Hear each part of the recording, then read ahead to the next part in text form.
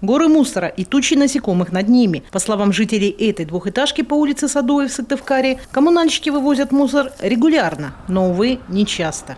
Раз в неделю.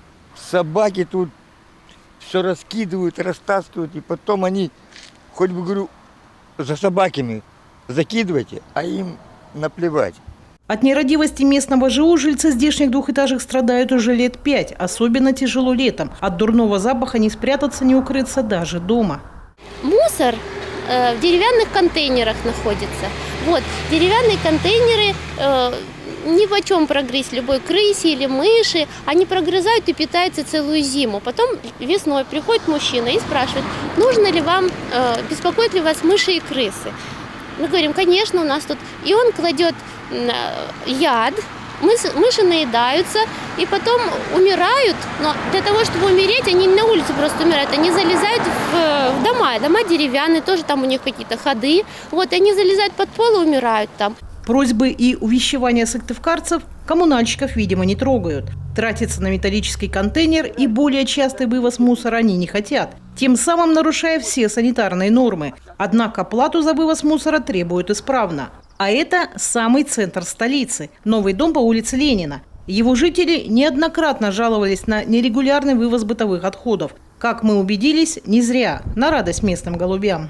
Это регулируется санэпидемнормами и другими нормативными документами, касаемыми содержания мест накопления отходов, скажем так.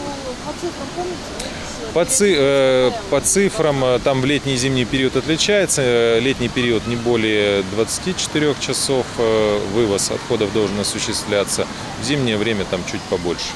Но жителям столичных многоэтажек еще повезло. Они могут решить проблему, пожаловавшись в мэрию. Как быть владельцем частных домов? У них контейнеров для сбора мусора в шаговой доступности и вовсе нет. Выкручивается кто как может. Одни сваливают бытовые строительные отходы в ближайших зарослях и на пустырях. Вторые складируют аккуратные и не очень пакеты на остановках и по обочинам дорог. Устраивают они на самом деле не по добровольной, даже можно сказать, не по добровольной основе, потому что нет контейнеров в районе, в частном секторе. Кто-то, конечно, пытается сжечь на территории мусор, кто-то как, но в основном многие идут по пути. Контейнеров не находят, мусорных баков, и куда оставить?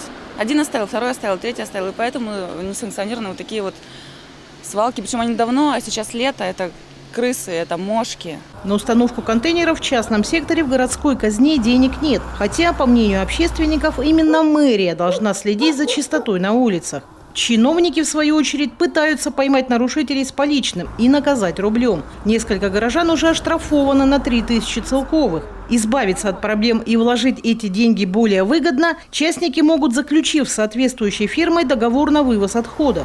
Причем есть варианты как индивидуального обслуживания, так и установки контейнера для нескольких домов. Но пока эта услуга не востребована. На мусоре горожане предпочитают все-таки экономить.